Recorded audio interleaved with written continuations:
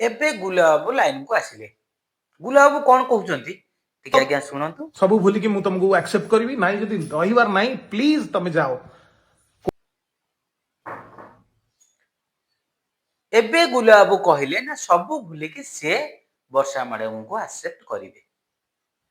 କଣ ପାଇଁ ବିବାଦ ଘଟଉଥିଲ? ବିବାଦ ଘଟେଇବ କାହିଁକି? ଏମିତି ହଇରାଣ ସୋସିଆଲ ମିଡିଆରେ ହବ କାହିଁକି? ପୁଣି ଆକ୍ସେପ୍ଟ କରିଛି କାହିଁକି? ମ୍ୟାଡାମ ସହିତ ତ ଭଲରେ ଚାଲିଥିଲା ଦିନ, ବଢିଆ ଭିଡିଓ କରୁଥିଲ, ଭଲରେ ରହୁଥିଲ, ଭଲରେ ଖାଉଥିଲ, ସବୁ କଥା ଚାଲିଥିଲା ଠିକ ଠାକ। ପୁଣି ଭାଇ କଣ ପାଇଁ ପରକୀୟ ପ୍ରୀତି କଲ? ଏମିତି ହଇରାଣ ହେଲ।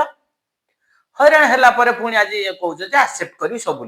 ସବୁଠୁ ଖୁସି ଲାଗିଲା ବୋଲି ଆଉ ଆପଣଙ୍କର ଯେ ଆପଣ ସବୁ ଭୁଲିକି ପୁଣି ସ୍ତ୍ରୀ ରୂପରେ ବର୍ଷାଙ୍କୁ ଦେଖିବାକୁ ଚାହୁଁଛନ୍ତି। ମତେ କିନ୍ତୁ ଆକ୍ଚୁଆଲି ମାନେ ମୋ ନିଜସ୍ୱ ମତରେ ବହୁତ ଭଲ ଡିସିସନ ଗୋଟେ ନେଇଛନ୍ତି।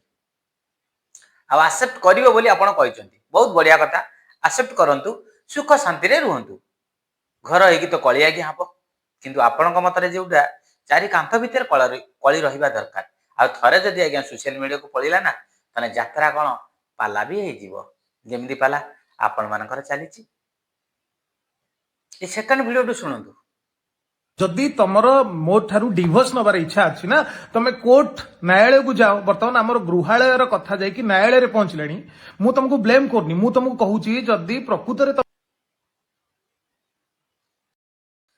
ଏଠି ଆମର ଗୁଲୁଆ ସାର୍ କହିଲେ ମାନେ ଘର କଥା ଯାଇକି ନ୍ୟାୟାଳୟରେ ପହଞ୍ଚିଲାଣି। କାହିଁକି ପହଞ୍ଚିଲା ନିଜେ ଟିକେ ଭାବୁନା। ତମେ ଜାଣିନଥିଲ କି ସେ ଝିଅ ସେଇ ନେଚର ବୋଲି? ପୁଅ ଡ୍ରେସ ପିନ୍ଧିବ, ପୁଅ ଷ୍ଟାଇଲରେ ରହିବ। 8 ବର୍ଷ ରହିଲେ ଜଣଙ୍କ ବିଷୟରେ ଜାଣିପାରିଲାନି। ଲୋକମାନେ 8 ଦିନରେ ଜାଣି ଦଉଛନ୍ତି। ଏଠି ଭୁଲ ରହିଲା କୋଉଠି? ଆପଣଙ୍କର ନା ବର୍ଷା ମ୍ୟାଡାମଙ୍କର? ଏ ପ୍ରଶ୍ନ ଉତ୍ତର ଆପଣ ନିଜେ ନିଜକୁ ପଚାରନ୍ତୁ, ପାଇଯିବେ। ଗଲା କଣ ପାଇଁ? ଆପଣ ମ୍ୟୁଚୁଆଲ କଲେନି କଣ ପାଇଁ? ଯେତେବେଳେ ସେ ତାଙ୍କୁ ପଇସା ମାଗିଲେ ପଇସା ଦେଇଦେଲେନି, ଡିଭୋର୍ସ ହବାକୁ ଚାହୁଁଛନ୍ତି, ଆପଣ ମାନେ ପରସ୍ପର ରହିବାକୁ ଚାହୁଁନାହାନ୍ତି, ତାହେଲେ ଗୁଲାବ ଆପଣ ପଇସା କାହିଁ ନ ଦେଇକି ଦିନ ଗଡେଇ ଚାଲିଲେ କଣ ପାଇଁ? ଦିନ ଗଡେଇ ଚାଲିଲେ ବସିନା ଯାତ୍ରା ହେଲା ସୋସିଆଲ ମିଡିଆରେ। ଆପଣ ଭାଇରାଲ କଲେ, ସିଏ ଭାଇରାଲ କଲେ, ଏସବୁ ଯାତ୍ରା ଅନେକ ହେଇଗଲା। ଯୋଉ ଯାତ୍ରାର ମଜା ଆମେ ସବୁ ଉଠଉଛୁ। ଖାଲି ଆମେ ନୁହେଁ, ସୋସିଆଲ ମିଡିଆରେ ପ୍ରତ୍ୟେକ ଭାଇ ଭଉଣୀ ଉଠଉଛନ୍ତି। ନ୍ୟୁଜ ଖୋଲିଦେଲା ମାନେ ଖାଲି ଆପଣଙ୍କ ନ୍ୟୁଜ। ଘରର ଇଜ୍ଜତ ଗଲା, ପରିବାର ଇଜ୍ଜତ ଗଲା, ନିଜର ବି ଇଜ୍ଜତ ଗଲା। ଯୋଉ ସୋସିଆଲ ମିଡିଆରୁ 2 ପଇସା ରୋଜଗାର କରିକି ଆପଣ ଚଳୁଥିଲେ, ଲୋକଙ୍କର ଭଲ ପାଇବା ନିଶ୍ଚିତ ଆପଣଙ୍କ ପ୍ରତି କମିଥିବ 100%। ଆଉ କମିବା ବି ନିହାତି ଦରକାର। ଆପଣ ଭଳି ଲୋକଙ୍କର ଭିଉ କମିବା ନିହାତି ଦରକାର। ଆପଣ ମାନଙ୍କୁ ଲୋକ କମ ଦେଖିବା ନିହାତି ଦରକାର। ଗୁଲୁଆ ଗାଲୁଆ ଯୋଉ ସମସ୍ତେ କହୁଛନ୍ତି, ଏଟା ଆକୁରେଟ ସତ କଥା। ନ୍ୟାୟାଳୟରେ କଥା ହବ, ନ୍ୟାୟାଳୟ କଥା ହବ। ଆପଣ ମାନଙ୍କର ତ କଥାବାର୍ତ୍ତା ଟେଲିଫୋନ କଲେ ନ୍ୟାୟାଳୟରେ କଥା ହବ। ଆପଣ ତ ସୋସିଆଲ ମିଡିଆକୁ ଆଗେ ଆସିକି ଯାତ୍ରା କରୁଛନ୍ତି। ସୋସିଆଲ ମିଡିଆ ମାଧ୍ୟମ କାହିଁ କହୁଛନ୍ତି? ଆପଣ ଶ୍ୱଶୁର ସହିତ ଆପଣ କଥାବାର୍ତ୍ତା କରୁଛନ୍ତି, ଆପଣ ଶାଶୁଙ୍କ ସହିତ କଥାବାର୍ତ୍ତା କରୁଛନ୍ତି, ଶ୍ୱଶୁର ଘରକୁ ଯାଉଛନ୍ତି, ସବୁ ତ କରୁଛନ୍ତି। ସ୍ତ୍ରୀ କି ବି ଫୋନ କରୁଛନ୍ତି। ଏଟା ଫୋନ ମାଧ୍ୟମରେ କହିଦେଲାନି ନା, ସୋସିଆଲ ମିଡିଆରେ କହିଦେବେ ଯେ ବର୍ଷା ମ୍ୟାଡାମ ଏଇଆ କର, ସେୟା କର, ସେୟା କରିବ, ସେ କରିବ ବୋଲି। ଏଇ ଭାଇଟା ପୁଣି ଦେଇଛନ୍ତି, ସେ ସେଟଲମେଣ୍ଟ ହେଇଗଲେ। କେତେ ଦିନ ଆଜ୍ଞା ଆପଣଙ୍କୁ ଅପେକ୍ଷା କରିବେ? ଆପଣ ଯେମିତି ନୂଆ ନୂଆ ଝିଅ ଦେଖୁଛନ୍ତି, ନୂଆ ନୂଆ ମାନେ ସେ ଗୋଟେ ଆପଣଙ୍କ କହିବା ଅନୁସାରେ ନୂଆ ପୁଅ ଗୋଟେ ଦେଖି ସେଟଲ ହେଇଯାଇଛନ୍ତି। ହୁଅନ୍ତୁ ଆଜ୍ଞା, କଣ କରିବା? ଆପଣଙ୍କୁ ବି ନିରାଶ ହେଇକି ରହିବାକୁ ପଡିବ। ସେ ବି ରହିଛନ୍ତି। ଏଇଟା ବି ଟିକେ ଦେଖନ୍ତୁ, ଭାଇଙ୍କର ଏ କଥାଟା ଟିକେ ଦେଖନ୍ତୁ ଆଉ ଶୁଣନ୍ତୁ ବି। ଗୋଟେ ବ୍ଲେମ ଉପରେ ବ୍ଲେମ କରୁଛ ଓଡିଶା ସାରା। ମୁଁ ବ୍ଲେମ ହେଇଗଲାଣି ଓଡିଶା ସାରା। ମତେ ଆଉ ଝିଅ ମିଳିବେ ତ ମୁଁ ବାହା ହେଇପାରିବି? ତମେ ନନ ଓଡିଆ ଟୋକା ଗୋଟେ ଯିଏ ଫରେନ ଅଛି ତା ସାଙ୍ଗରେ ସେଟଲ ହେଇଗଲ, ତାପରେ ତମେ ତା ସାଙ୍ଗରେ ପଳେଇବ?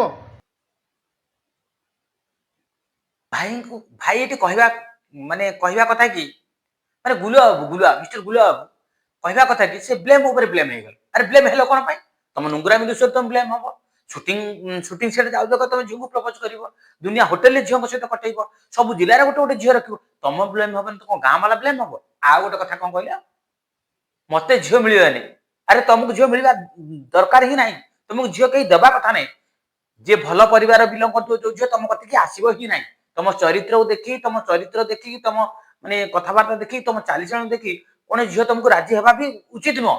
କି ମୁଁ ଅନୁରୋଧ କରିବି, କୌଣସି ବାପା ମା ଏଇଭଳିଆ ଲୋକଙ୍କୁ ଝିଅ ଦେବା କଥା ବି ନୁହଁ। କାହିଁକି ଜାଣିଛନ୍ତି? ଏ ଶଳା ହାରାମି ଜଣକୁ ବାହା ହବ, ପରକୀୟା ପ୍ରୀତି ଆଉ ଜଣଙ୍କୁ କରିବ। ଇଏ ହଉଛି ମାନେ କଥାରେ କୁହନ୍ତି ନା, କୁକୁର ନାଜକୁ ଯଦି 12 ବର୍ଷ ଗୋଟେ ନଳରେ ପୁରେଇକି ରଖାଯାଏ, ସେ ସିଧା ହବନି। ଇଏ ଠିକ କୁକୁର ନାଜ। ଇଏ ଯେତେ କହିଲେ ବି ଇଏ ଶଳା ସୁଧୁରିବ ନାହିଁ। ୟାଙ୍କ କଥାବାର୍ତ୍ତାରୁ ଜଣା ପଡୁଛି। ତମକୁ ଭଗବାନ କରନ୍ତୁ ଝିଅ ତମକୁ ନ ମିଳୁ, ତମେ ମଠ କରିକି ଏବେ ରୁହ। ସେ ୟୁଟ୍ୟୁବ ଫ୍ୟୁଟ୍ୟୁବ ଛାଡ ମଠ କରିକି ରୁହ ଯାହା ଯେତିକି ମିଳିବ ସେତିକି ଖାଇକି ବଞ୍ଚ।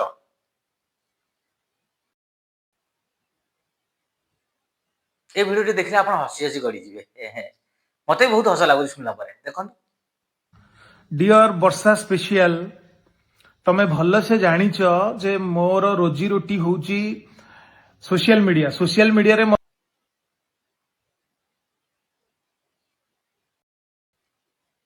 ଏଠି ଭାଇ ଆମର କହୁଛନ୍ତି ଡିଅର ବର୍ଷା ସ୍ପେସିଆଲ ମୋ ରୋଜି ରୁଟି ହଉଛି ସୋସିଆଲ ମିଡିଆ ମତେ କାହିଁକି ବଦନାମ କରୁଛ? ଆରେ ଭାଇ ତତେ କେହି ବଦନାମ କରୁନାହାନ୍ତି ତୁ ନିଜେ ହିଁ ବଦନାମ ହଉଛୁ। ଏଠି ବର୍ଷା ତତେ ମାନେ ବଦନାମ କରୁନାହାନ୍ତି ତୁ କଣ ଝିଅ ପିଲା କି ତତେ ବଦନାମ କରୁଛନ୍ତି? ତୁ ଯଦି ସେଇଟା ଭାବୁଥାନ୍ତୁ ପରକୀୟ ଭିତରେ ତୁ ରହିନଥାନ୍ତୁ। ଆଉ ଡିଅର ବର୍ଷା ପ୍ରିୟଦର୍ଶିନୀ ଏଠି କଣ କରିବ ନା ବର୍ଷା ଏଠି କଣ କରିବ? ଆରେ ଭାଇ ତୁ ଚିନ୍ତା କର ଟିକେ ଟୁଙ୍ଗୁରୁ ବଳ କଥା ଚିନ୍ତା କର। ଟୁଙ୍ଗୁରୁ ବଳ ବର୍ଷା ଏତେ ବିବାଦ ଭିତରେ ବର୍ତ୍ତମାନ ଏକାଠି ଅଛନ୍ତି କାର ଗାଡି ଧରି ଘୁର ଘୁର କରିକି ବୁଲୁଛନ୍ତି। ତୁ ବି ଯା ଏ ବର୍ଷା ଦିଦିଙ୍କ ସହିତ ରହ ଆଉ ଭଲରେ ବି ରହ ଦିଲ ସେ ପୁରା ରହ ଅସୁବିଧା କଣ ହେଲା? ଏଠୁ କହିବାରେ କଣ ଅଛି ସୋସିଆଲ ମିଡିଆ ତ ରୋଜି ରୁଟି ଯୋଉ କଥା କହୁଛ ନିଜ ଦାନା ନିଜେ ମାରୁଛ ନିଜ ଖାଇବା ନିଜ ମାନେ ନିଜ ଗୋଡରେ ଗୋଇଠା ମାରୁଛ। ତମକୁ ଭଗବାନ ଖାଇବାକୁ ଦବନି ଏଇଟା ମନେ ରଖ। ତମକୁ ଗଣ୍ଡେ ଭଲରେ ବି ଖାଇବା ପାଇବନି। ଏଇନା ସୋସିଆଲ ମିଡିଆରେ ଭାଇରାଲ ଅଛ ଏବେ ଭାଇରାଲ ଟା କମିଯିବ ତାପରେ ଇନକମ ଟା ଠପ ହେଇଯିବ। ତମ ଭଳିଆ କେତେ କଳାକାର ଆସିବେ କେତେ ଯିବେ ଏଇଭଳିଆ ହବ। ଯିଏ ଟିକେ ଭଲ ହେଇଥିବ କିଛି ଦିନ ସିଏ ଷ୍ଟେ କରିକି ରହିବ ଲୋ ବାବା। କଣ ଗୁଲିଆ ବାବା ଭାବୁଛି ମୋ କଥାଟା ତମେ ବୁଝି ନଉଥିବ ଆଉ କଣ ତମକୁ ବୁଝେଇବି ତମେ ବୁଝିବା ଲୋକ। ଆଉ ତମେ ଭାରି ଖେଳାଳି ସୁଟିଂ କରୁ କରୁ ଝିଅଙ୍କୁ ଯାଇକି ପ୍ରପୋଜ କରିଦଉଛ ମୁଁ ତମର ସବୁ ଦେଇପାରିବି ଏଟା ଦେଇପାରିବି ସେଟା ଦେଇପାରିବି ଇନକମ କରିପାରୁଛି। ଭାଇ ଡାକିଥିଲେ କି ତମେ ରାଗି ଯାଉଛ କାରଣ ତମେ ଦୁନିଆରେ କାହାକୁ ଭଉଣୀ ବୋଲି ଦେଖନି ବୋଧେ ସବୁ ତମର ସ୍ତ୍ରୀ ପ୍ରେମିକ ତ ନାଜ ନାହିଁ ରେ ପୁଅ ତ ମୁହଁକୁ। ଯଦି ଭିଡିଓଟି ଭଲ ଲାଗିବ ଲାଇକ୍ କମେଣ୍ଟ ସେୟାର କରିବେ। ପୁଣି ଦେଖା ହବ ଆଉ ଗୋଟେ ଭିଡିଓରେ ସେ ପର୍ଯ୍ୟନ୍ତ ବିଦାୟ ନେଉଛି। ଜୟ ଜଗନ୍ନାଥ।